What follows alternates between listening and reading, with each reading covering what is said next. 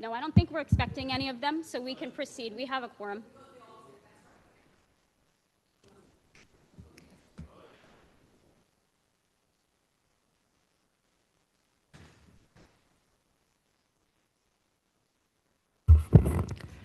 Good evening, everyone. Good evening, everyone. I would like to call Silicon Valley Clean Energy Board of Directors meeting to order. It's a little early for us today. It's 5:34, and today is October 9th. Andra, can we please start with roll call? Yes, thank you. Participating in person today, we have Director Scozola.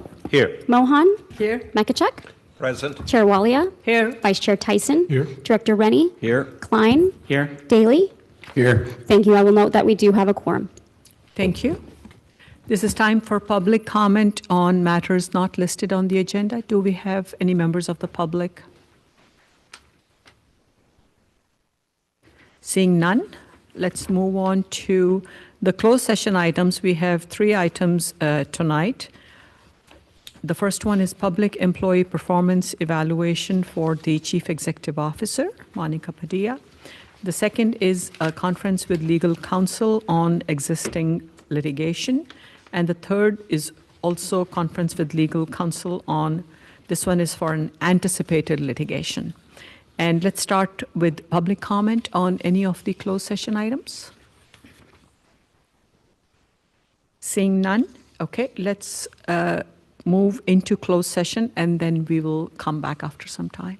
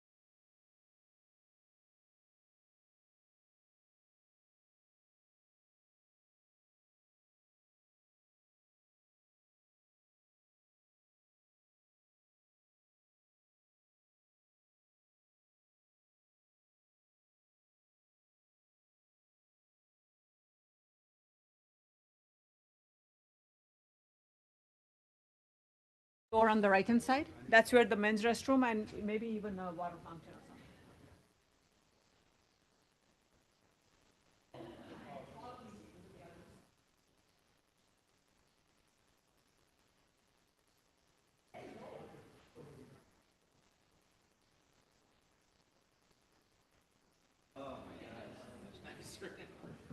Yeah. The cool mountain breeze. Yep.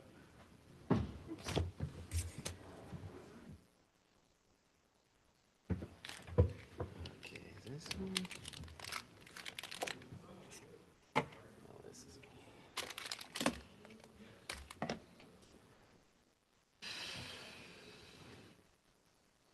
Oh, a little bit. Yeah.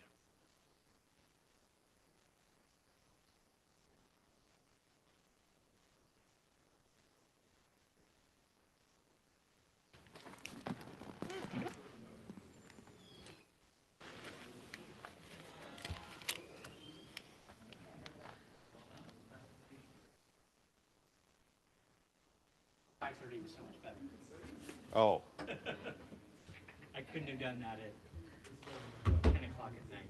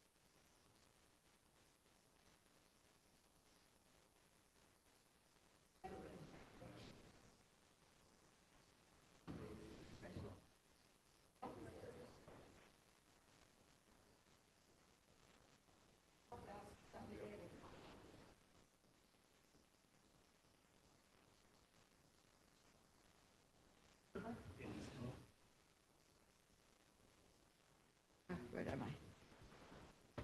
How you doing? We have an audit committee coming up, right? Yeah.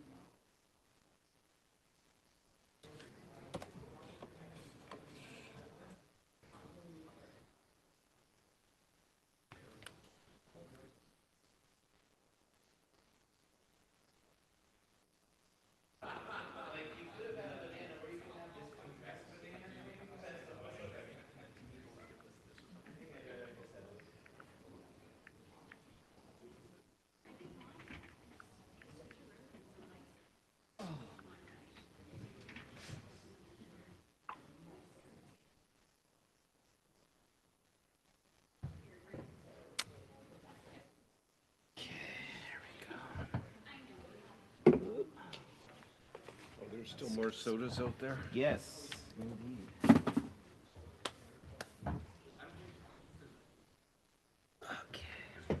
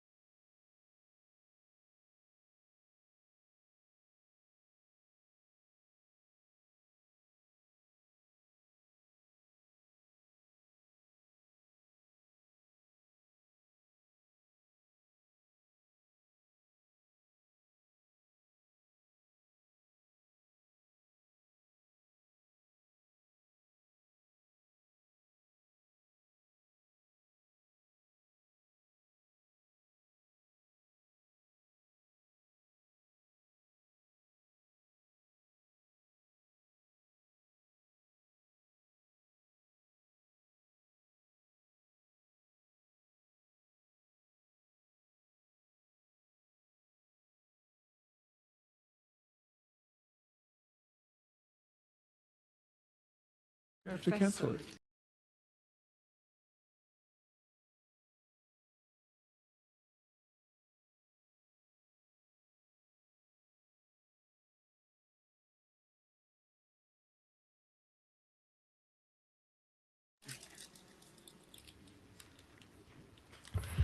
Welcome back. It's 6:46, and the board had a closed session on multiple items, as I announced earlier, and there is nothing to report on any of the three items.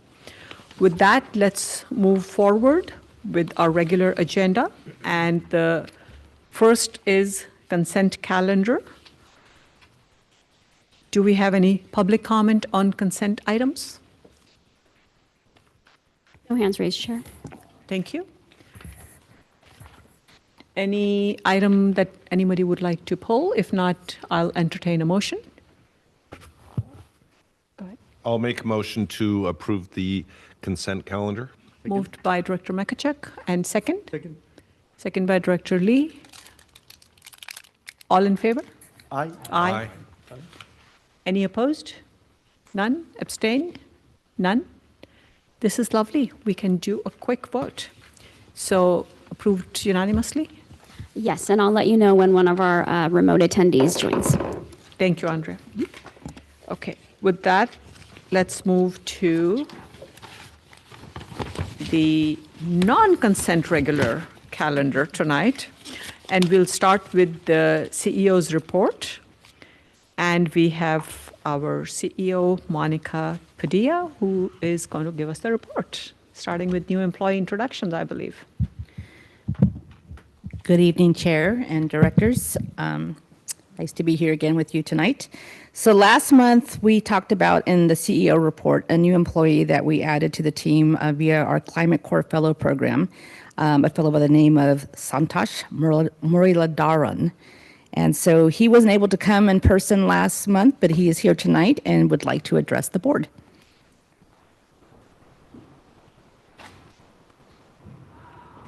Come on up, Santosh. Yeah, please go ahead. And correct my pronunciation. Make sure your microphone is on. Testing. Yeah, Testing. great. Okay. Go ahead. Hello everyone. Thank you for having me here today. My name is Santosh. I just joined in September, right after Labor Day, as a Climate Corps Fellow at Silicon Valley Clean Energy. And my main task is to help implement our EV rebate program as well as design our new e-bike rebate program, which is super exciting, and I'm very glad to be a part of this. I grew up in Cupertino. I was born and raised here, so I moved a bit in college and right after, but it's nice to be back and be a part of the clean energy transition in my hometown and the Silicon Valley as a whole. So thank you all. Wonderful. Welcome, Santosh. And that's quite something to be back in your hometown. For sure, yeah. That's great. Monica, back to you. Okay. So the next employee that I'm happy to introduce to the board is Nalini Pillai. She is joining SVCE as a deputy board clerk / administrative assistant. She actually started late last month as well. So you'll see quite a bit of Nalini, as she's going to be working very closely with Andrea to support her on all the board-related activities. We're very excited to have her and the experience she brings to this role. So Nalini would like to address the board as well.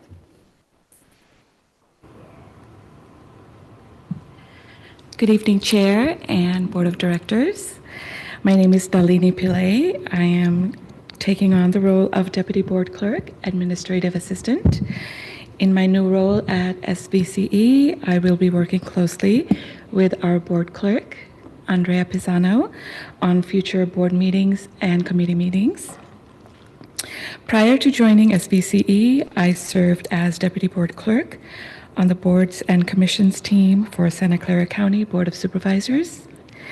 My public service background is diverse in that I have worked with elected officials, appointed commissioners, and local government agencies. My interests include travel, historical architecture, and the arts, as well as outdoor activities and spending time with my family. I look forward to working with you all and look forward to my new role at Silicon Valley Clean Energy. Thank you. Thank you and welcome, Nalini. Yeah, one of the other things that Nalini is going to be doing is actually being in the office almost every day. So she's a presence there, and she's since she started, she's answering many customer questions. She didn't expect that, but she's already making improvements to that as well. So we're very excited to have her. So in addition to the personnel updates, there are a few other things in the CEO report. If there's anything in particular you'd like me to focus on, please ask. The only other thing I'd highlight for you is that we are going through some reorganizations or realignments internally, all to better serve our customers, to help us align with our mission, and to better serve all of our stakeholders, including you as the board. So if you have any questions, happy to answer them, but otherwise I will go on to the next item. Thank you, Monica. Any questions for Monica from the board?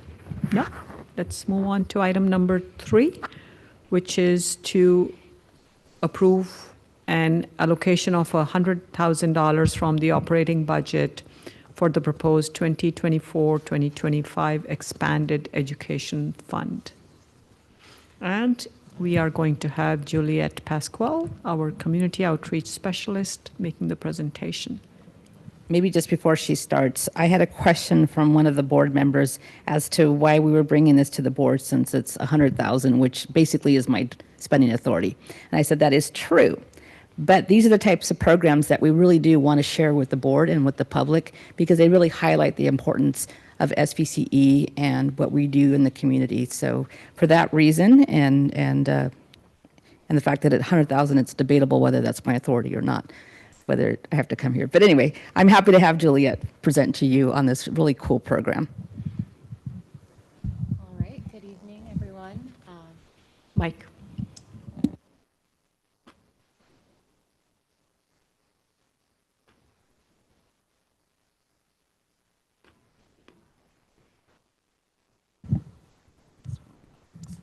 All right, third time's a charm. Okay. My name is Juliette Pasquale, so happy to be here tonight to present the Expanded Education Fund. I'm a community outreach specialist on the marketing and communications team. And this is review material for those of you on the executive committee, but we'll get right down to business and get into why we want to approve funding for this.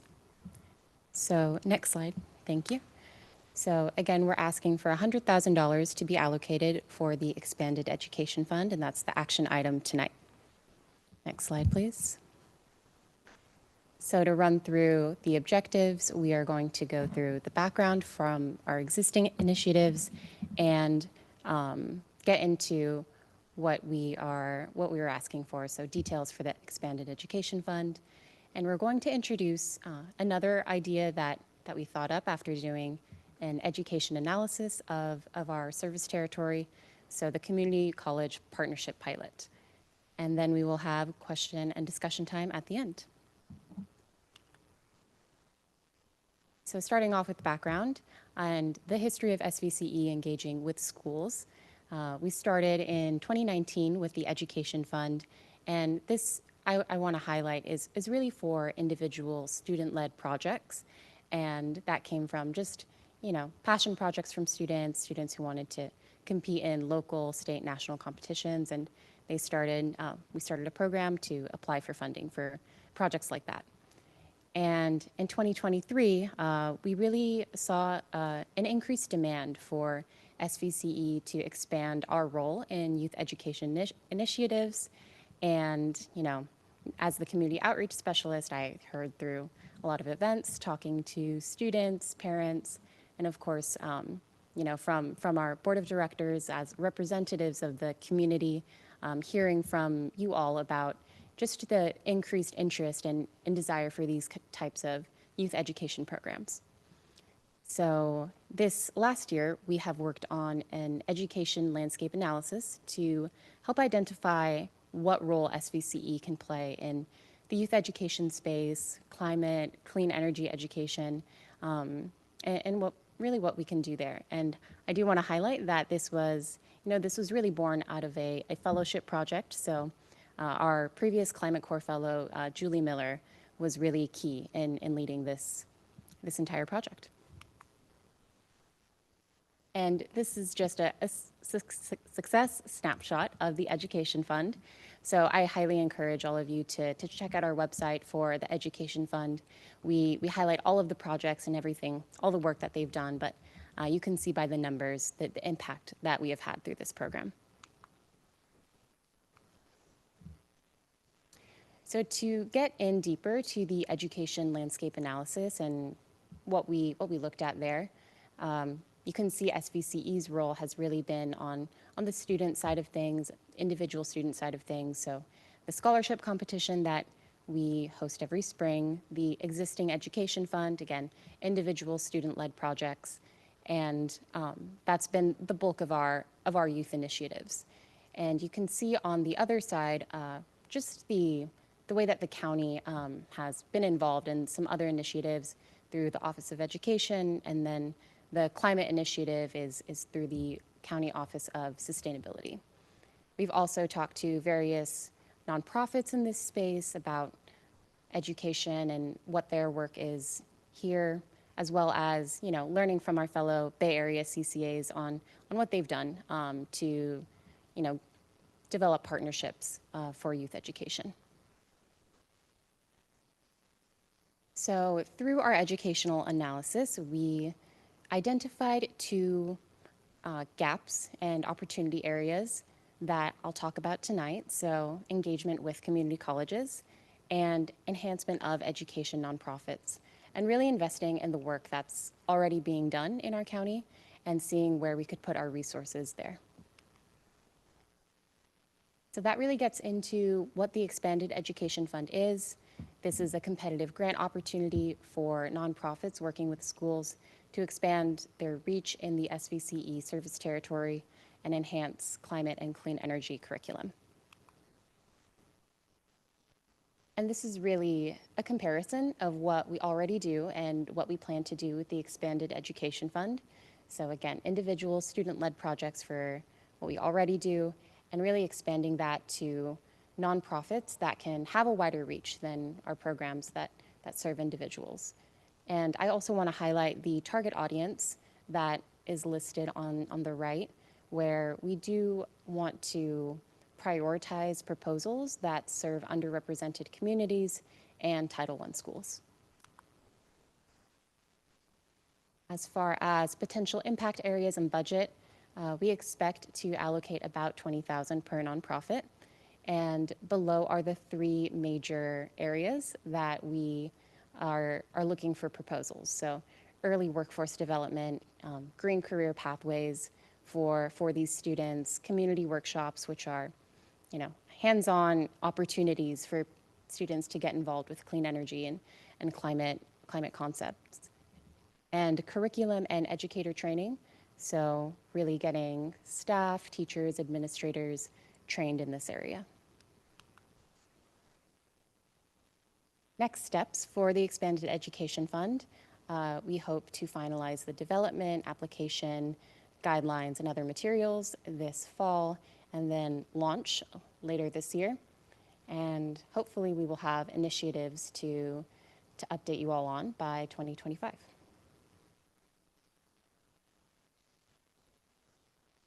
And for the community college partnership, again, I want to reiterate that this is really a kickoff conversation of how we can expand our relationship, partnership with community colleges in our territory. So this is a representation of where we are already operating with the Education Fund, other initiatives.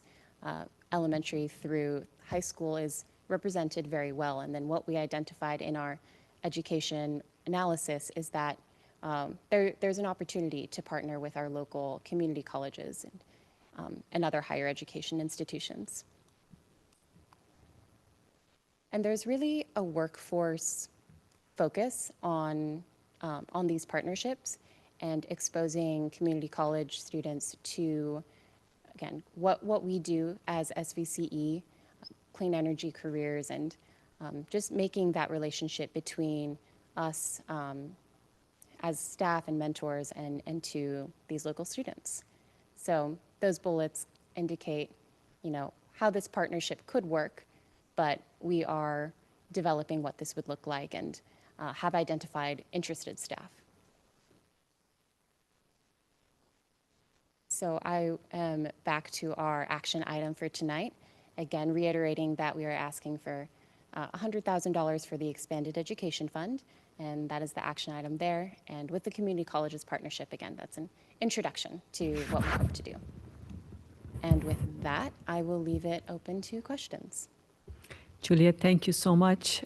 Fabulous program, and just one word to say it, excellent all around. Questions, Director Mekchek, then Director Scazola. Thank you. Thank you for the presentation. And this is very exciting to move forward and reach students, because I think they have a tremendous amount of influence. And I'm just curious, how many students do you expect to touch, if you will, or be involved in this program, in the expanded program?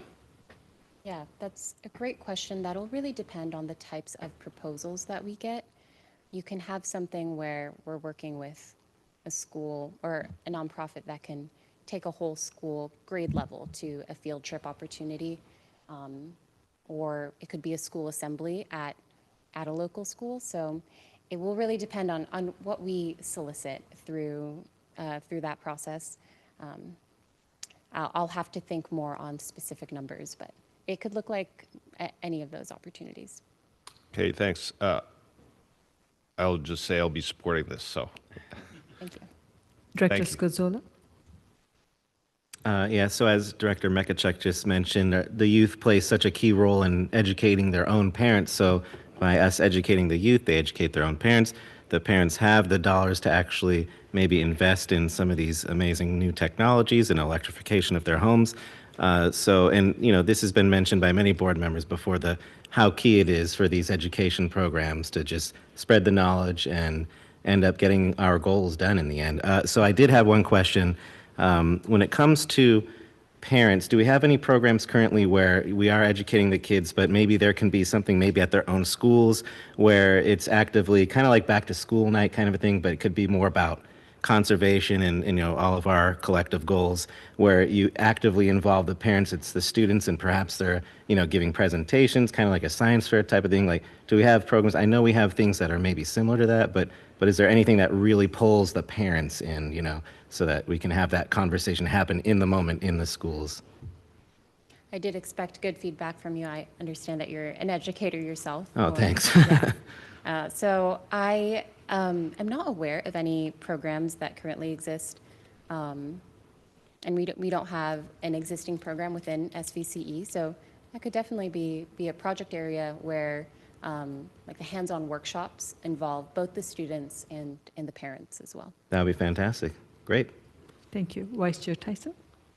Thank you for the presentation, Juliet. It sounds very interesting, and I really like the direction of going to the community colleges, even if it includes Stanford, which is sort of a community college, you could say. But no, it's a junior college. My real question is, you started off by talking about in the service area, and I'm just wondering, is there a bit of flexibility? I know Cupertino schools, for example, cover a little San Jose and a little Santa Clara, and so if it's something that's not entirely in our service area, we'd go with it. I would kind of hope so.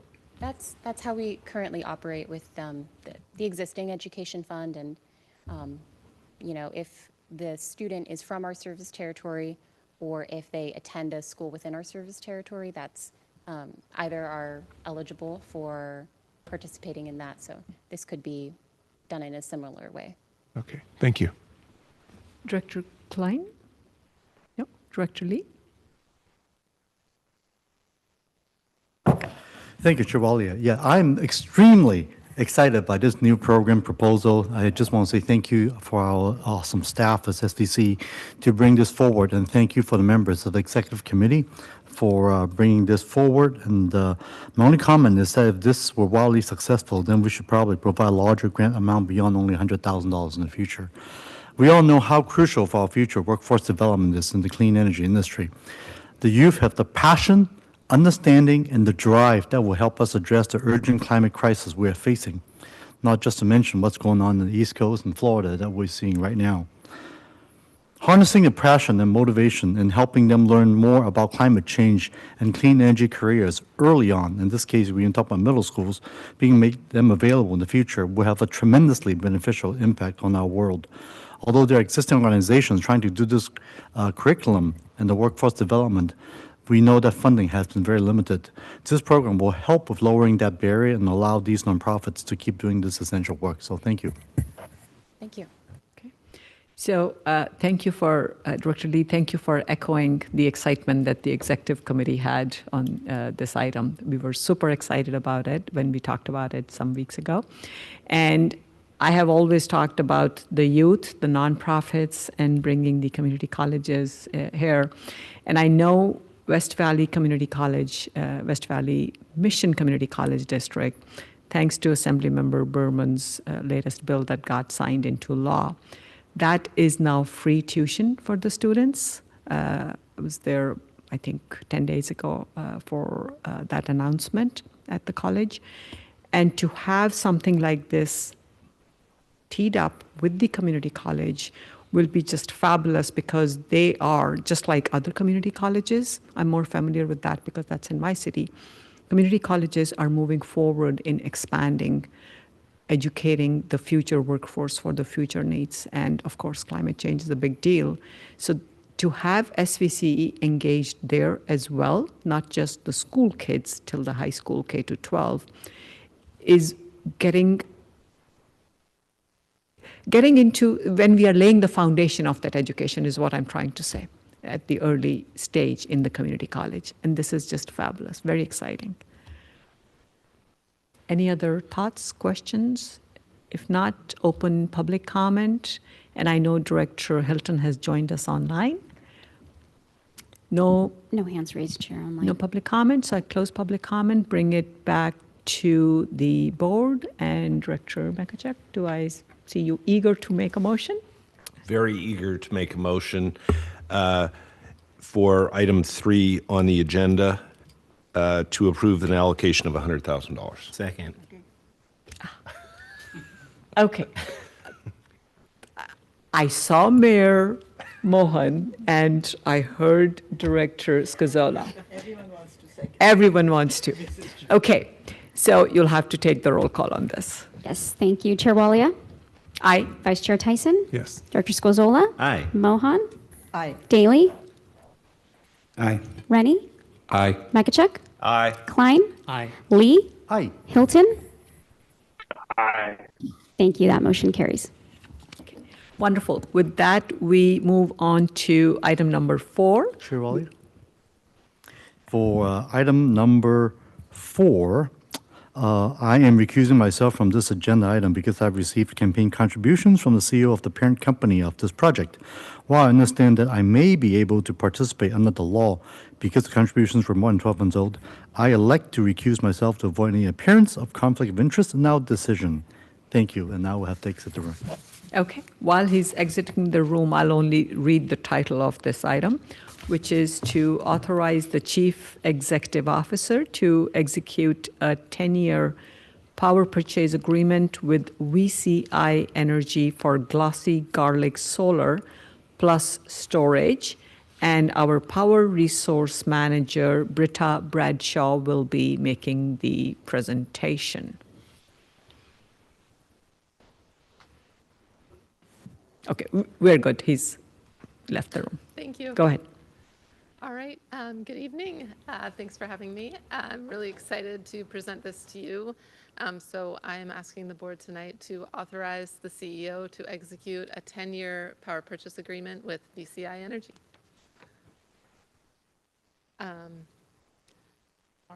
Screen. I'm trying to erase it. I don't know why it's there. So again, asking for you to authorize the CEO to execute the Glossy Garlic Agreement for the procurement of renewable solar energy and energy storage.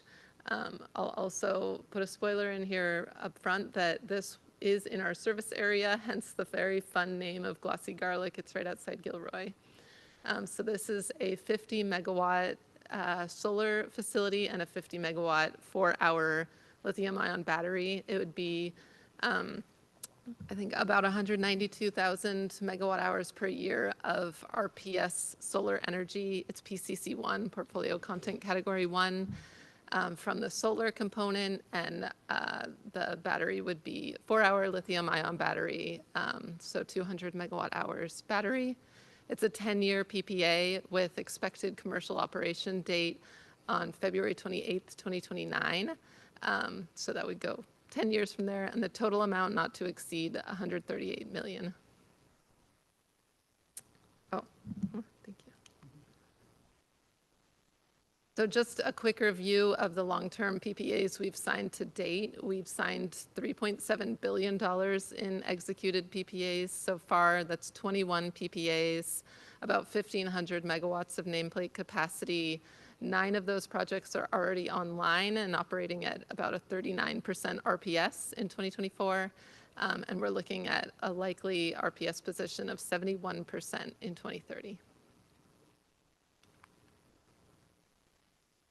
Some background on this PPA. This came out of a request for proposals that we launched in October 2023. We shortlisted this project coming out of that RFP, which was looking for RPS eligible resources, resources that could help meet our greenhouse gas reduction plans, looking for resources that could meet the midterm reliability procurement order. This one, unfortunately, is not within the right time frame for that. Looking for more portfolio diversity, resource adequacy, and looking generally at contracts of at least 10 years. So we shortlisted the project in early 2024, and we've been in negotiations. And after, if we get board approval tonight, we expect to execute the agreement between now and November. A little more background on this project. Again, it would be our first local utility scale project. It's in unincorporated Santa Clara County, right outside Gilroy. It would meet 4% of our annual retail sales, which also means about a 4% addition to our RPS percentage. It helps us meet our greenhouse gas reduction target. It helps us meet our agency and state RPS targets, which also require us to have a certain percent of our contracts from long-term contracts. And it also provides resource adequacy from a clean source. The developer is named VCI Energy. They're a new company that is looking to get into the energy industry more with more of a background in real estate in Silicon Valley. I think I've covered most of what's on here, but the contract structure would have a fixed price for resource adequacy as well as a fixed price per megawatt hour for the metered energy. Just a quick look at how this resource would help our overall RPS progress. We do start to have some need for additional clean and RPS resources in the early 2030s. And so this project coming online in 2029 would layer in and start to help us meet some of those RPS requirements as well as overall meeting our clean energy targets. Looking at our compliance with the long-term RPS procurement mandate, because the project comes online in 2029, we're looking at its contributions towards the RPS compliance period 6 in 2028 to 2030. Again, it would add about 4% to our RPS position and would come from a long-term target, which would help with the Senate Bill 350 requirement that 65% of our RPS is from long-term contracts. Looking at our energy and reliability portfolio, the solar would provide energy, about 4% of our load, and the battery would provide resource adequacy, about 4% of our need there. And so it would add additional energy and clean capacity to our portfolio. The contract structure or the project structure as a solar plus storage co-located facility is one that's really valuable under the new RA slice of day paradigm where we need to meet hourly obligations. And so having the storage to charge from the solar and discharge in hours where we need it more is really helpful towards that. Just a quick note on the project risk. Any PPA we sign does have risk, both development risk or the risk of whether the project comes online or performance risk once the project is online. We are working to address, or we have worked to address this risk through our contract provisions, our contract controls for the risks to a significant degree, as well as generally our proper portfolio oversight and diversifying our technology and our contracts, the locations and tenure and counterparties. As far as the development risk, VCI has site control for this project, which really helps towards that end, and they have the permitting process in progress. The interconnection study with the Cal ISO hasn't started yet. It's part of a kind of unique new process that the CAISO is going through, and so we'll have a lot more clarity on that within the next year or two. And there are always supply chain, labor costs, and financing risks. And once the project is online, there's a risk of whether it performs, whether it's solar is generating, and we're getting the RA value we expect. So in summary, Glossy Garlic adds a local project to our portfolio while meeting our clean objectives, meets the clean energy goals, adds clean capacity, and it's a positive net portfolio value. And just reiterating the request, we are asking the board to authorize the CEO to execute the Glossy Garlic solar and storage agreement. Thank you, Britta. It truly is nice to see there's a project coming up right in our county. So that's great. Okay, questions? Vice Chair and then Director Rennie. Thank you for the presentation. You know, I understand, according to SB 350, that we have a 10-year minimum in terms of a contract to qualify. But as the technology becomes more mature, and I look at that cliff that I think is on slide 6, what keeps us from going for a 15 or 20 or 50-year contract so to buy us more of that, or do we find we're at a point of diminishing returns in terms of balancing the risk and what people are willing to commit to?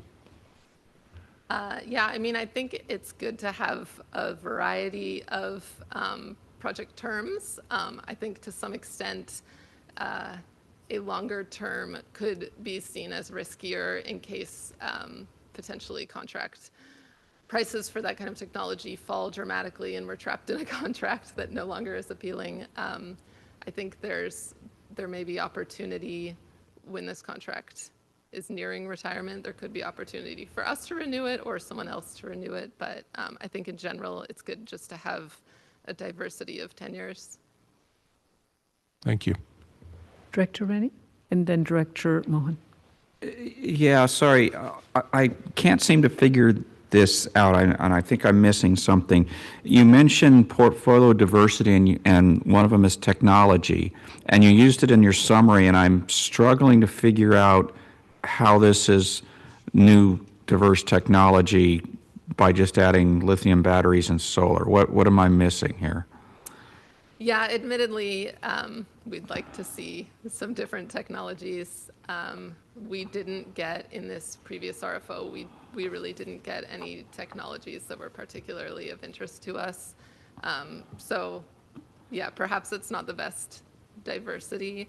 We don't have very many solar plus storage co-located agreements. So I do think it's interesting from that perspective, but. Okay, so I didn't really miss anything. Okay, thanks.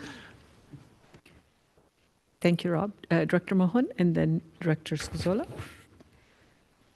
So in your slide, this contract is for $138 million, is what you said, over a period of 10 years. Yes. Right? And how is that payment made, and what is it that you're looking for in year one? We expect the payments to be very similar each year. So it's a payment for the capacity, which is dollars per kilowatt month, and that's for the battery, and then a payment for the megawatt hours delivered from the solar. Except this project hasn't started up, right? Yes. And I spoke with Monica this afternoon. It's going to take a while to sort of get on its feet. And so then what are we seeing before we actually see anything?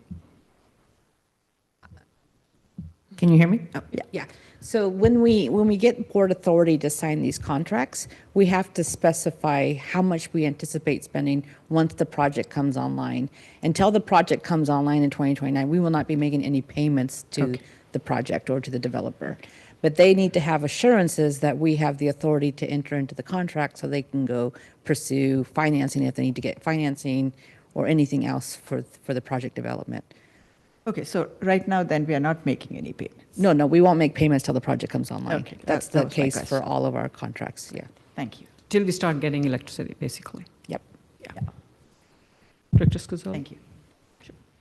Just building off of what Director Rennie's question was, is the new technology perhaps, I see the photographs, I love these photographs, by the way, of the agrovoltaic technology. Is that what makes it different, perhaps, where it's like, hey, we're growing crops right underneath these solar panels? Does that have anything to do with it? I think it's really exciting technology. I love it. I mean, whoever took these pictures, by the way, this looks like the future to me. Like, I think these pictures show the future more than many others I've ever seen. I'm like, what is this, Star Trek that I'm looking at here? I love it. Yeah. I'm sorry, I don't know if Director Hilton has access to the pictures because we put Oh, them yes, at please, place. if you do. But, yeah, we'll share them with you. The technology, just to be clear, is solar plus storage. So Right. The technology but I'm itself just- is not new. Right, no, but I'm just wondering if it's like, well, is this kind of a new concept where it's like, yes, you have the actual tech there, but but we're doing farming as well. And so it's like, yes, like obviously growing bean sprouts is not new technology. It has anything to do with the solar, but I was just purely curious if that's the element that makes this different from like most projects, because most solar projects I'm aware of, they're usually just kind of sat out on the dirt in the middle of a desert somewhere, whereas this is like, what a beautiful new utopia we're creating here. I do think it's really cool from my perspective of buying for the long term. Absolutely. We are looking for more diverse technology. I think maybe the confusion is because I think I had only mentioned the technology diversity in what the RFP had been seeking, which admittedly it's not the most exciting new technology, but it is helpful for our portfolio. Thank you. Wonderful. Vice Chair Tyson, again. I'm providing unasked for help with your negotiations. I just did on terms of the term, and your answer to Director Mohan, is it ever in our interest to serve as an alternate financing source? If the developers are eager but are having trouble getting financing and look at our cash position, granted that could add some risk, but I just want to throw that out there. Yeah, I think that's a structure that the structure would be attractive under the Inflation Reduction Act, where we as a public entity could perhaps monetize some of the production tax credit or the investment tax credit. Most of these projects, though, they get built and financed with tax equity partners that have a tax credit appetite, which we don't have since we're tax exempt. So that's what makes these projects attractive, is that they can monetize them in that way. But that aside, if we to hand over 138 million or two, we'd have to talk to Amrit first, but that would be a different model than what we're used to. We are exploring that through CC Power to see if there's an opportunity for a group of CCAs to come together, share the risk in actually developing and owning a project. Okay. All right. I promise my next suggestion will be a good one, whatever it is.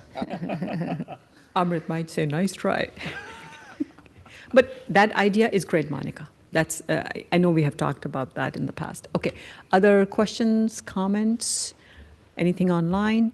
Open for public comment? No hands raised, Chair. Okay, close public comment. And for this one, I believe Vice Chair wants to make the motion. Well, I do. Yes, I move that we do make the action in number 4, authorize the Chief Executive Officer as stated here. And second by? I'll second the motion. Okay. You have to do the vote, Andrea. Yes, thank you. Chair Walia? Aye. Vice Chair Tyson? Yes. Director Scozola? Aye. Mohan? Aye. Daly? Aye. Rennie? Aye. Mekachek? Aye. Klein? Aye. Hilton? Aye. Thank you. That motion carries. Okay, can someone let Director Lee know before I start with item number 5? Okay, you text. Okay, so Director Lee will be here in a moment, and we are going to, thank you so much, Britta. Thank you. Yeah. It's really exciting to have something in our county finally happening. Yeah. Finally. Okay, I'm stalling for time as you, giving him time to walk up, as you all know. So item number 5, which is 2023 community-wide greenhouse gas emissions update, and this item is for discussion. And we have our Director of Decarbonization Programs and Policy, Justin Zagonis. This is very exciting to see what we all do and what impact we are making. So, Yes. Justin, floor is yours. All right, thank you. Can you hear me all right? Okay. Yes, so good evening. I know we have the anchor position here tonight, so we have a fairly short item, but an important one. It's our annual GHG emissions update for the region, and this is an info-only item. There's no action required. You're just receiving this report. So to kick us off, big takeaway is we're 27% below our baseline year of 2015. And as always, we have the stacked bars here in the graph showing the various sectors that we track.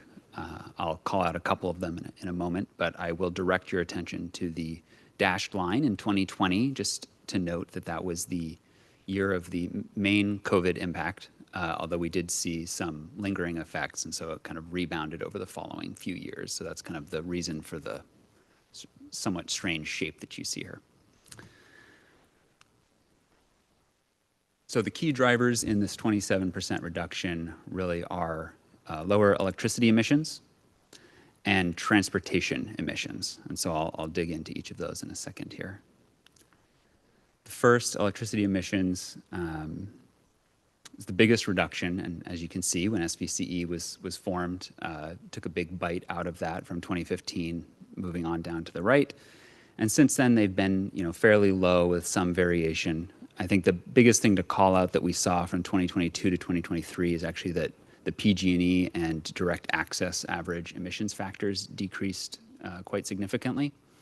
And I think this is tied to the kind of overall trend that we're seeing that the grid is getting cleaner overall. It's something we've talked about here in a variety of presentations and things you've heard from us. So that's all sort of consistent. And I will flag, technically these are, the electricity numbers are draft numbers because the board has not formally approved the PCL attestation. So we don't think they're going to change from what we're presenting here, but that has not yet happened. The other big factor was transportation. And this one I think is really interesting, so I want to spend a moment on it. So the emissions from these sectors were 5% below 2015 baseline year in 2023. This was despite a 13% increase in vehicle miles traveled. And so those are, of course, kind of contrary directions, but the reason for this is even with that increase in vehicle travel, the vehicle efficiencies increased, so fuel mileage got better and better, and EV adoption continued to grow, especially in our region, right? We have fairly aggressive EV ownership. And so those two trends really were able to take a 13% increase in VMT, in vehicle miles traveled, and turn that into a 5% emissions decrease, which is really, I think, encouraging and impressive. It's very good. So stepping back again to kind of look at the whole picture, normally this is where the GHG inventory would have ended in years past, but this year I wanted to add a little bit more context and kind of a connection back to some programs stuff based on questions that you all have asked in the past on some other presentations that I've done over this last year. So we're at 27% decrease here in 2023, but as you may note on the table to the right, we have a 2025 target of 40% below our baseline year, which means we're 13% away from that. I don't expect that we're going to hit that in 2 years because that's quite a ways away from where we are now. And I think that's kind of something we probably anticipated when we set these goals. We set them very aggressively in a linear way where we said, here we are in 2015, here's where we're trying to get in 2045 or 2050. We're trying to get all the way down to zero, and we sort of drew a line between those points. I think when we think about technology adoption, we know that it's not always linear. It's maybe looks more like the kind of S-curve shape where you have different phases of growth and acceptance of these different technologies. And so I'll kind of dig into that a little more in a second. So what does this 13% mean? I know it's hard to conceptualize a little bit. So we tried to put it in terms of the number of devices it would take to, what would we need to electrify to go from where we are today to get to 40%? And so you can see here 63,000 vehicles electrified. So that's replacing gas vehicles with electric vehicles. 34,000 water heaters, 24,000 space heaters, you see. This is one scenario. You could electrify more vehicles and fewer water heaters, right? You can kind of play with the numbers in some way, but this gives you a sense of what this could look like. How does that compare to our programs today? So this is the cumulative impact of all of the programs that we have on the books. So this is sort of a forecast of everything that we think we're doing, everything that is related directly to these programs. This doesn't include some of our EV charging programs, even though we know that that will lead to more vehicle adoption. It doesn't include the Go Electric Advisor, our concierge service. So there's other things we're doing beyond this, but the ones that are most relevant I've listed here. You can see it gets us roughly 1/10 of the way. But that's an important 1/10, right? And so, these are programs we're running because they are early adoption tests and demonstrations, and we are trying to assess, where is the market today? How do we get people comfortable? What are the technologies that we want to be promoting? How do we reduce costs? What are barriers that we can find in systems like permitting or the workforce? And so that's all stuff we're doing with our work today. And that's necessary because even though it kind of starts small here, as we look forward, we think it is what will enable us to kind of bend this upward. So the question that we asked was, all right, if we're not going to get there in 2025, when might we get to kind of that equivalent number of devices electrified? And that looks like, to us, based on our current forecast, 2030. And this is largely driven by the back-mid policies that we've talked about before. When you start doing tens and tens of thousands of replacements every year, you do get to those numbers fairly quickly. Statewide rules and the EV car sale rules. And so when you look at this, you can sort of see that it does start to bend up. I think, it's important though to know that this will only happen and this will only succeed for our customers if we are building the support ecosystem, the scaffolding, we have the pieces in place to continue to help. So if we haven't removed enough friction, then even policies like this won't go forward or won't succeed. And so that's kind of an important part of what we're doing and what we're looking at. But it really is the policies that will help us drive this uptick. So with that, I will just leave you with the thought that, I think we've come a long way in terms of spinning up more and more of our programs, more efforts. We are seeing them start to scale up, and we're continuing to push for that. But to get to that next order of magnitude, it is market transformation. It is policy and successful policy and supporting that successful policy. And so that's what we're focused on. The path isn't, entirely clear or easy, we know, but I think together we're seeing that, and we're already seeing, and we're seeing it in the 2030 timeframe, that these efforts that we've been talking about, that we've been supporting, are going to start bending up the adoption curve and start bending down the carbon curve. So with that, I think I don't have any more content, and we can have any questions. Thank you, Justin. Very well put. A lot of information and summarized so beautifully, presented well. It's good to see we are making progress. As you said, it may be only 1/10, but it's an important 1/10. So that's great. Question, Director Makachek. Thank you. We're going in the right direction, and I think it's difficult to get there. We've got some pretty aggressive goals. And I'm wondering, if you look at PG&E and you look at the gas side and the electricity side, we're looking at basically replacing natural gas with electricity, but at the same time we want to have buildings more efficient. So we want to see a net reduction. I'm just curious if, and you don't have to answer it now, but it seems to me that if we could see a reduction in natural gas usage, that would be a good thing. And on the EV adoption, I remember a few years ago when I got my first EV, I was like the only one on the road. And now they're everywhere. They're like around here. They're all over. And I think that's a good thing, So anyways, well done. Thank you. Yeah, thanks. And I'll just say, I think you're right. Gas efficiency can play a part in this. I think as we think about deep decarbonization and kind of, eventually we want to be pruning the gas systems in neighborhoods so that we're kind of reducing just the overall system of that and leakage and all these other elements. Efficiency won't be enough. And so that's certainly why we've oriented towards the fuel switching, which I know you're also in support of. It's just, it's probably a both. And certainly for industries where it's going to be really hard to electrify, efficiency is going to be play a super important role. Okay, Director Klein and then Director Rennie.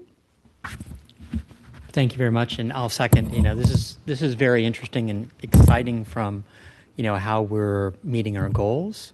Do we have this data in comparison to other CCAs, other power brokers from a regional standpoint, or power delivery systems from a regional standpoint, just to see how we're comparing? I know we have our goals, but how they're doing? Do we have that data that? Which portions of the data, like the electricity emissions piece, or the whole that sector? That as well as kind of where they are from reductions, because they're all all the CCAs are trying to do similar efforts, and with differing levels of success. Are there some that are far better, far worse, and are there, let's say, goals or are there things to be learned from those that are ahead of the curve? Yeah, interesting question. We certainly share information across CCAs, so I think if there are others that are doing certain things better, we have no shame in trying to steal from them and pulling that. We also try to share the things we're doing well with the other groups.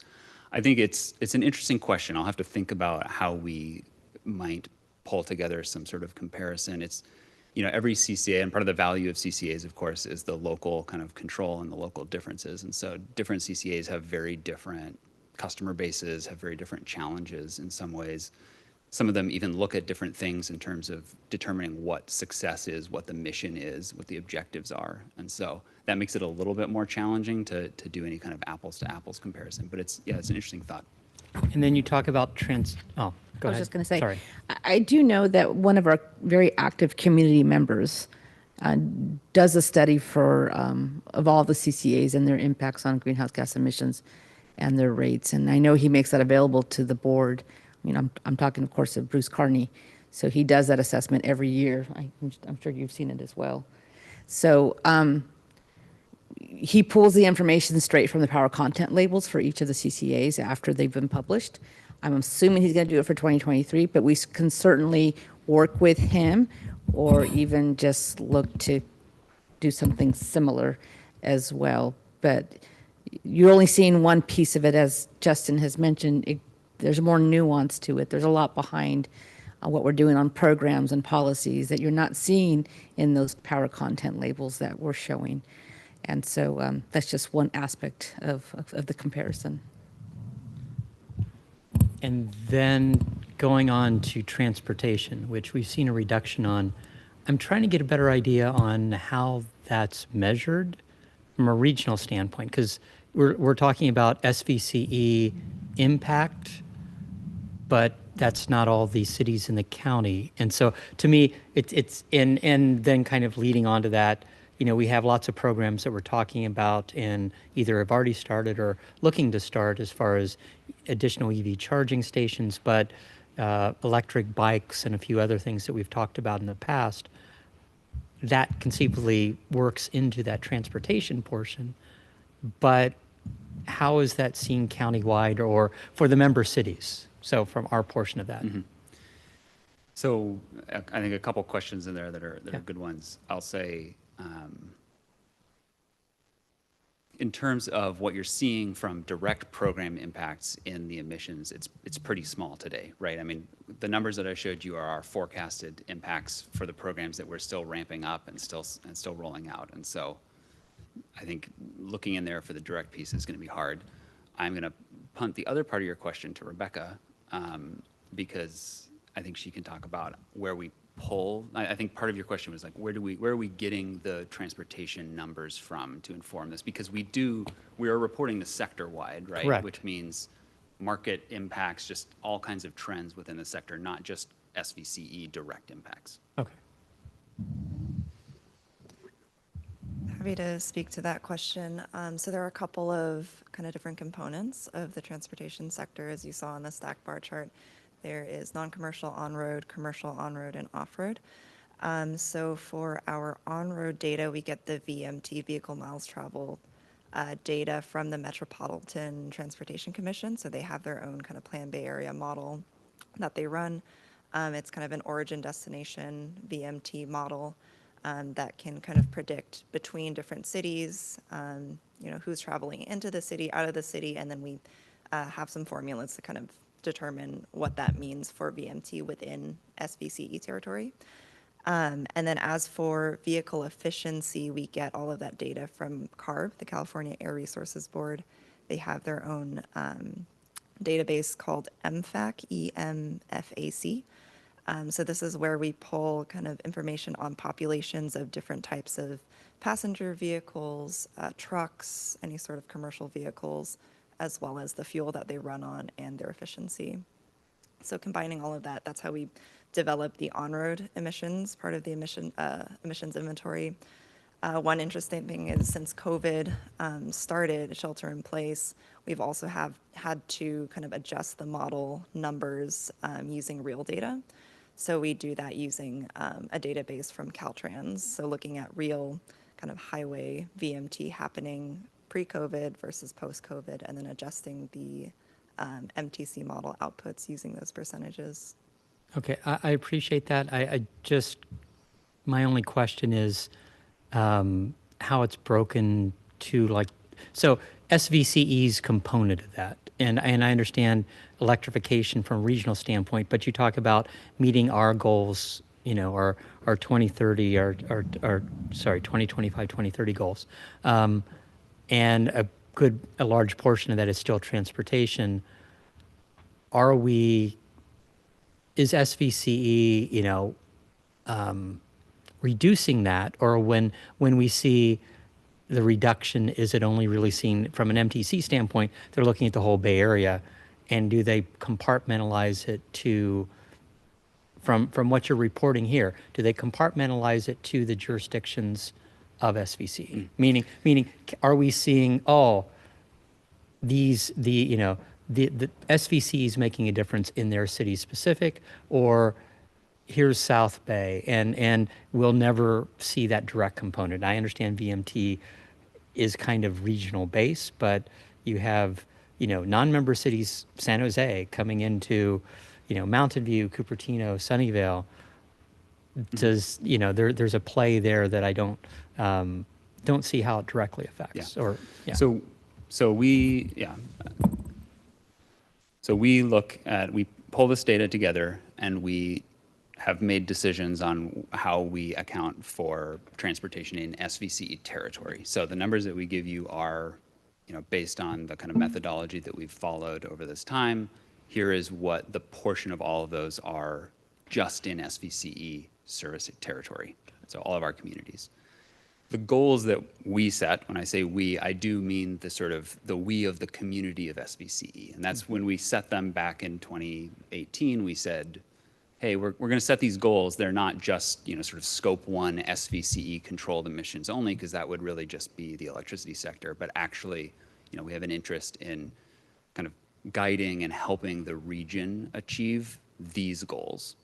And so that's why it is a little difficult to look at a goal and say, oh, are we achieving it? It's like, well, we're helping, you know, and we're trying to contribute towards this, but it certainly should reflect market trends as well, and it does. And over time, how does that change? So it is a sort of nuanced question. I think if you want to get in, or, you know, kind of understand more about the decisions we've made in terms of picking which emissions belong, or how do we ratio a trip that starts in San Jose and ends in Sunnyvale or something like that, we'd be happy to talk with you about it. Okay, and I have full trust that it's just in what you're doing. I just wanted to make sure that was captured, and it is member agency, however you're doing that breakdown versus, you know, here's the region and it goes down and we're never seeing, you know, or we're at least seeing how we meet our goals. And I understand its ratios, and VMT has problems in certain cases, but all that together is very useful. So no, I appreciate that, and wanting to see ultimately, hopefully all of our programs are having direct impact on transportation, electrification, decarbonization, but specifically transportation continues to be the highest source of greenhouse gases in the region, and so that to me is always it's like the faster we can reduce that, the better it is for everyone. So thank you very much. Thanks for allowing me to go on and on. Okay, thank you, Director Klein. And Director Rennie, we will hold your comment for later. Thank you for offering that. Director Lee, your question? Yes, thank you. So looking at the chart you showed earlier, comparing the different area that has been changing throughout the last few years since 2015, the one area I don't recall you mentioned earlier, maybe I missed it, is the light blue. This seems to be the one that has decreased the most from previous years to this year in 2023, which is called, I believe, off-road is the label. So I just want to check, is that a fuel switching you're talking about, or is this something else when you say off-road? So you're on slide 3? Yes. Yes, that's one, right? Yeah. So if you look at the light blue, seems to account for most of the reduction from my understandings looking at that chart. So most of the reduction from 2015 is in the green areas, right? Is the electricity emissions reductions. No, sure. I'm just saying from 22 to 23. Oh, okay. Yeah. Yes, the more Thank local you. one. Yeah, so there were a couple reductions. There was some electricity emissions reduction, but yes, you're right that the light blue also had some reduction. So you want to speak to the? Mm-hmm. Yeah, sure. Come on, update. Okay. It was the Yeah. chart before this, I think, yeah? Right, it's the full stack bar chart. Right. Right, Thanks. so the light blue at the bottom of that big blue stacked bar chart is the off-road emissions. The one thing that we wanted to flag here was there was an update to the methodology on how we calculate off-road emissions. This is particularly switching from CARB's off-road 2007 model to their 2021 model. So it's still developed by the CARB. It's all based on updated assumptions and information in terms of updated efficiency of equipment, populations of equipment in the county, any new policies that are now in effect or will be in effect. So really it's a methodology update from off-road 2007 to off-road 2021. I don't know if he's finished yet. Are you Yeah, more go ahead, questions? please. Okay, Director Daly, go ahead. I'm just curious if the methodology change reflects the shift from two-stroke to four-stroke motors in off-road vehicles that occurred in that time period. If CARB was previously using 07 models as a benchmark, the newer models are much more efficient because of the shift from two-stroke to four-stroke.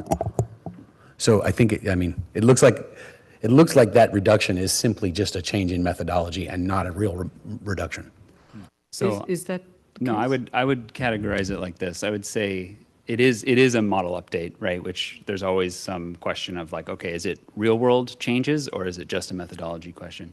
I think it's the way I'm viewing this is, they didn't update their model until this year, and that's when we made this change, which means that over that time it was changing. Like reality was changing. They were switching the types of motors that were being used. There was different off-road bikes and vehicles. Like everything that's in the sector was changing, but it didn't get reflected until 2023. And so it looks more like this discontinuity because we've been using the old model this whole time. But now that we've updated it, it's probably in reality like it's been getting smaller and smaller over these years. It's just now it's actually being reflected because this is when the update has been made. And so the model gets updated based on the real world data and input that CARB gets in terms of what equipment is out there, how efficient is that. So we think it does reflect reality. Okay, sounds good. I'm going to ask you a completely different question, not based on these bar charts. So we are seeing reduction in greenhouse gas emissions, And over the course of the last few years, specifically, we are also seeing a lot more data centers coming up because of the technology changes happening. There's more AI work happening. So more electricity usage, and I'm not even talking of fuel switching or anything in buildings, but just more electricity usage because of the heavy consumption by data centers. So how have we been effective in reducing the greenhouse gas emissions in spite of this increase in electricity usage? And would you say the trend would continue because the increase in data centers, the consumption for electricity there is increasing dramatically? I may pass to Monica the part of the question about kind of load growth forecast and what that means for how we're serving that load with clean electricity. I will say that you've hit on something that is really interesting, though. The forecast that we do sort of assumes no new building stock coming in or new gas consumption in buildings or anything like that. And of course, we know that's not true. There are new housing stocks coming in. So I do want to call out that,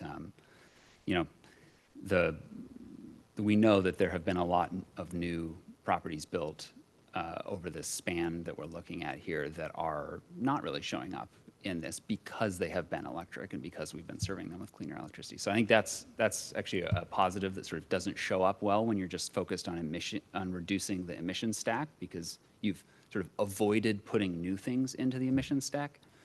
But in terms of load, in terms of the data centers, I'm going to pass that to Monica. Yeah, the housing stock is one thing, but the scale would be, the magnitude would be very different for data centers. And that's why I specifically was thinking about that.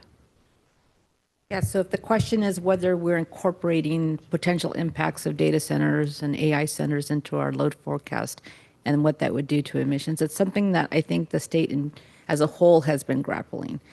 And with in terms of what's really going to come, right? Because if we over forecast and then build clean resources to meet that forecast, we could find ourselves with too many resources, right? But so it's an interesting kind of dilemma where we find ourselves today. I can say that in our service territory, specifically, we have not seen an indication of a huge amount of data centers coming into our service territory. I think one of the ways that we can, that's kind of our theory. And it's based on really kind of the cost of electricity in our service territory, with the whole, the entire system average rate being quite high. The places that have attracted a lot of data centers are places like the city of Santa Clara, because they have really low rates and they have space available for it. But what we have started to do is, as we connect with our member agencies, we're starting to ask them, are you seeing large applications for data centers or AI type centers in your service, in your city? If you are seeing them, we'd like to figure out a way where we can incorporate that into our own kind of planning and load forecasting. But we don't have a system in place to do that kind of a systematic way. So it's really a conversation with your staffs, and we're starting to do that and figure out how to create those channels. But my general sense is that it's not going to, even though we're Silicon Valley, it's not likely going to be, the growth won't happen here because of the expense of moving here from a space-wise, and the expense of electricity, and the difficulty in connecting these projects to the PG&E system right now. So San Jose, though, we know is attracting a big data center, and they're going to be serving it directly, including distribution service. So. Okay, thank you. That's very helpful. Okay, let's open for public comment. Yes, Chair, we have one speaker with their hand raised, Bruce Carney. Okay, wonderful. Welcome, Mr. Carney. You were just, somebody mentioned you. Our CEO mentioned you a few minutes ago. Thank you very much. So I'd like to thank CEO Padilla for mentioning me, and for the document that I have in the past produced called How Green, How Cheap, that compares the renewable energy content and the price of various CCAs, electricity versus PG&E. I will probably get around to that after November 5th. I've been spending most of my time working on election issues rather than energy issues. But thank you for reminding me that I have another thing that I should be working on. And CEO Padilla, thank you for sharing the news about your nephew's wonderful field goal kick to earn $100,000 for him and $600,000 for charities. That was a wonderful thing to receive. One thing that you might want to be aware of is the work of a nonprofit called Cultura that put a bill into the legislature this year that was passed but not signed to focus EV incentives on automobile owners who drive a lot. For example, people who live in Morgan Hill or Gilroy and commute to Palo Alto or Mountain View. Right now, EV incentives are largely focused on relatively wealthy people who live in the job centers, not on the relatively poor people who live far away. And Cultura's proposal would have really improved the efficiency of those incentives in getting gas cars off the road that went 30,000 miles a year, as opposed to getting gas cars off the road that went 3,000 miles a year. So I hope that all of the directors and SVCE staff will be supportive of Cultura's proposal when they come back to the legislature in February of next year. Along that line, one thing SVCE could do is to provide to its board information on the registration of EVs and plug-in hybrids city by city, perhaps to create a competition between Sunnyvale and Monte Sereno and Palo Alto and Los Gatos and Mountain View to see which city can get to 50% new EV registrations first. Because even though the EVs in those cities may not be driving the farthest, it would be nice to be able to have credit or claim credit for being the most EV-centric city in Silicon Valley. Anyway, thanks for the opportunity to chime in, and thanks for all the hard work you're doing. Thank you so much, Mr. Carney. Always good to hear from you, and thank you for doing all the wonderful work you do. With that, any other member of the public? No additional hands raised. Okay, I close the public comment period, bring it back to the board, and I'm going to start with Director Rennie first.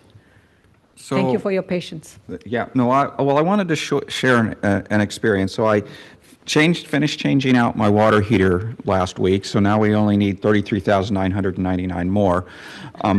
But the interesting thing is, one of the things we've been thinking about for a number of years is we need to educate the workforce on how to put these things in. And I kind of set it up. I had the electrical circuit ran. I went and got the permit. I went to Home Depot. I bought the water heater. I put it in my garage. And then I called my contractor friend. I said, can you send your plumber over to put this in? And, you know, he's not on any special trained list or anything.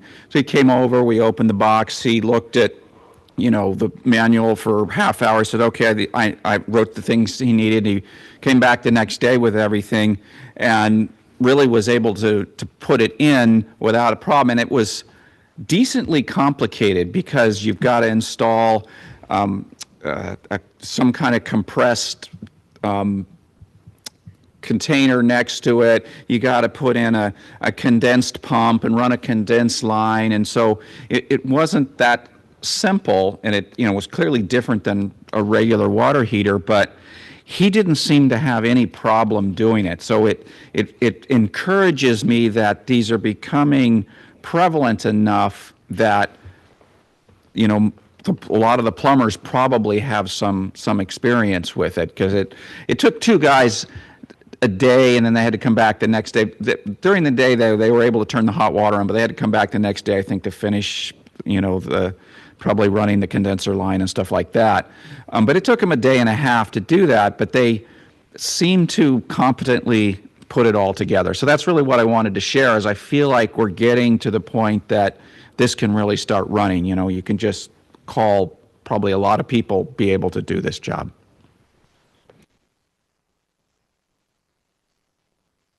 Thank you. Other comments? Director Daly?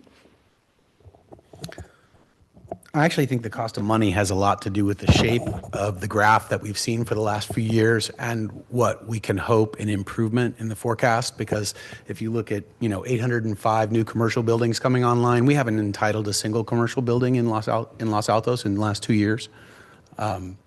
There's not much commercial construction.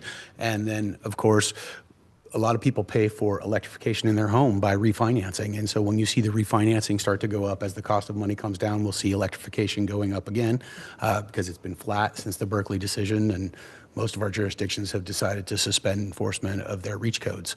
So I do think that the cost of money is at least a partial explanation for the missing reductions that we would have hoped to see and a harbinger of good things for the next couple of years.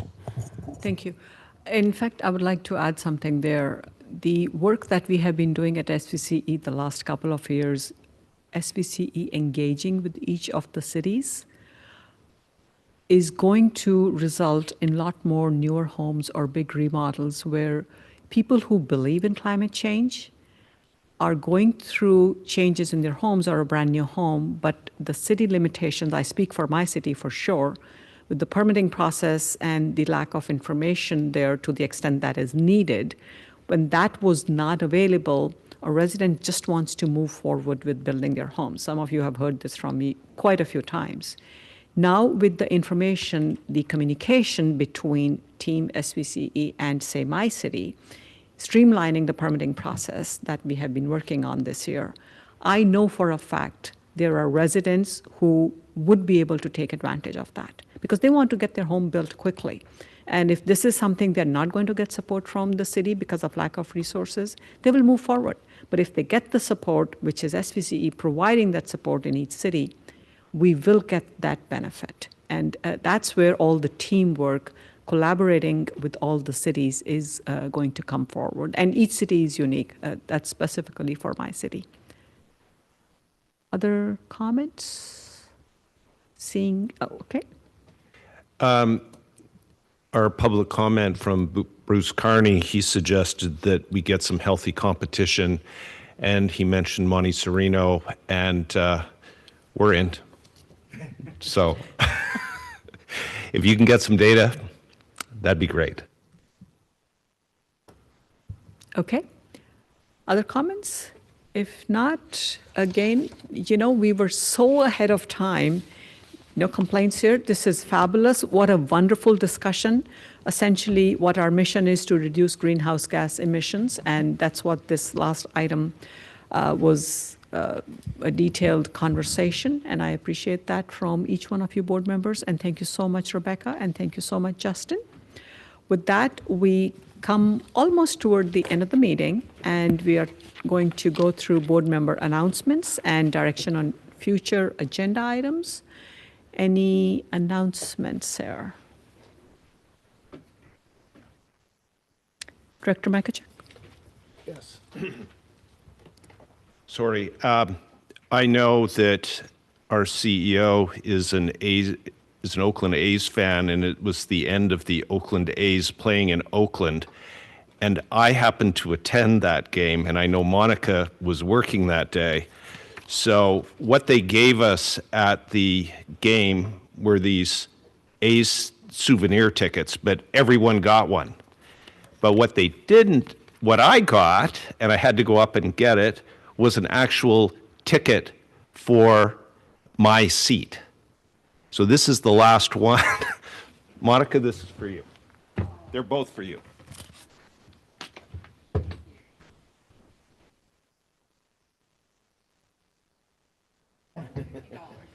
No.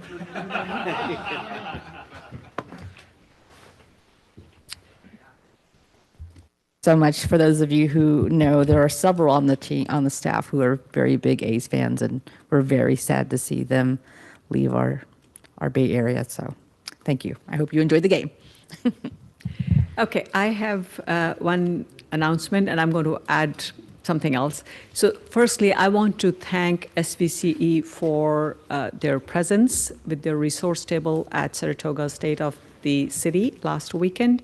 Benna Chang and Kayla Kiefer were there and they stayed for a few hours, which was just lovely. I know people talked with them, and this is the way SVCE engages with residents and spreads the word. And through the other resource tables, they also know what else is happening, what other ways they can talk to different agencies. Monica was also there. Monica, it was great to see you having stopped by there. It was wonderful. Thank you so much. I'm going to add one more thing. Since the theme this whole evening has been youth-centric, community engagement, and for some reason, football kept on popping up in conversation during this meeting, something very interesting. A Saratoga High School student approached me early this year.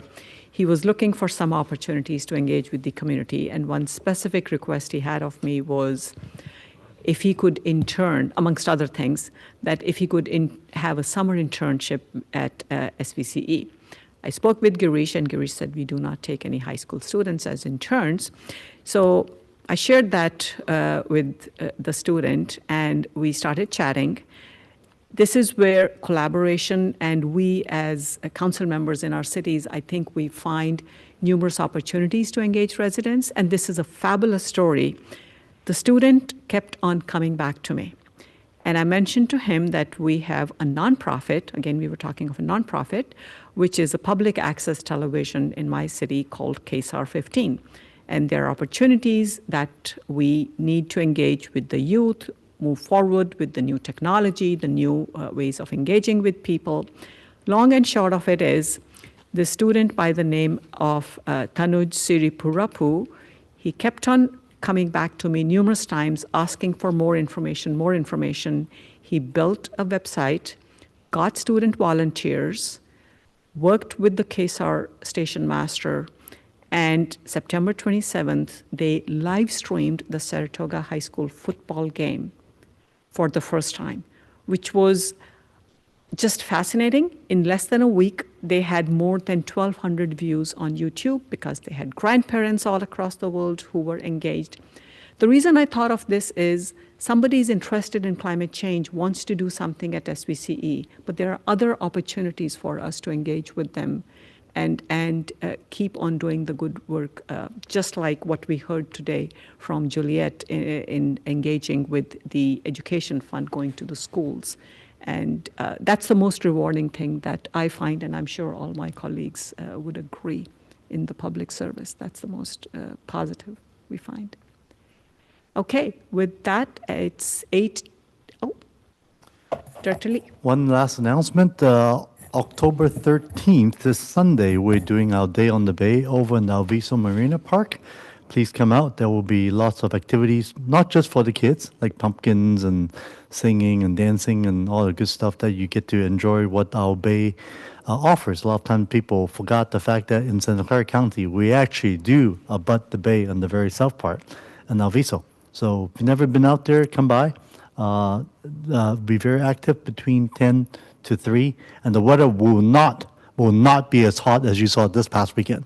So we're very excited about it. It won't rain, so it should be perfect weather. So please come out.